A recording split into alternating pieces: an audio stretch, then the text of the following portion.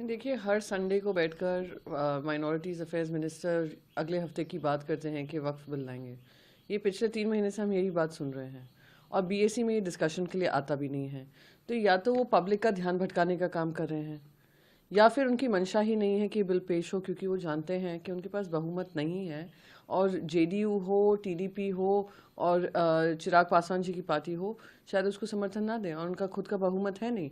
तो रोज़ रोज़ एक एजेंडा बना देना, संडे को प्रेस कॉन्फ्रेंस कर कर ये कहना कि हम लाएंगे, हम चाहते हैं समर्थन मिले, तो दिखाता है कि ये किसी इंपॉर्टेंट चीज़ से ध्यान भटकाने का काम कर रहे हैं। वो इंपॉर्टेंट चीज़ ये भी हो सकती है, जो यूएस टैरिफ्स लागू होने वाले हैं 2 अप्रैल से। फार्मा इंडस्ट्री, बाकी सारी इंडस्ट्रीज ये मांग कर रही हैं कि यूएस को से किसी तरीके से बातचीत कर कर ये रेसिप्रोकल टैरिफ्स हटाया जा सके, क्योंकि देश में इकोनॉमिक व्यवस्था गड़बड़ाएगी।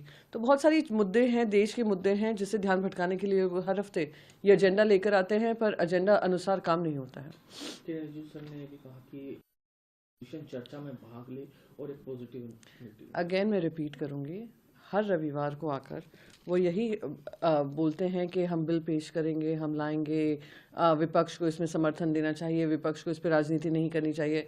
ना किसी को बिल का रंग रूप पता है, ना किसी को पता है किस तरीके से चर्चा का विषय बनेगा, किसी को ये भी नहीं पता प्रेजेंट होगा कि नहीं। बिजनेस एडवाइजरी कमेटी में, चाहे वो लोकसभा हो या राज्यसभा हो, वो चर्चा का विषय ही नहीं है।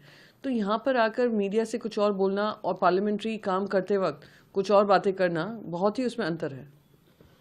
मैम, बिल का अपोज करना चाहिए, जेडीयू, टीडीपी और चिराग पासवान की पार्टी को भी अपोज करने के लिए उन्होंने अपील की है, कहा ये बिल्कुल भी हित में नहीं है देश के।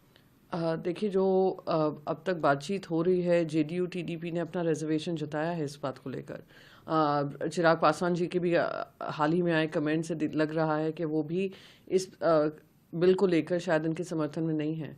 और भारतीय जनता पार्टी को ये ध्यान रहना है कि बीजेपी अब सिंगल लार्जेस्ट पार्टी, मेजॉरिटी नहीं है। सिंगल लार्जेस्ट पार्टी है पर पूर्ण बहुमत उनके पास नहीं है, सिंपल मेजॉरिटी नहीं है।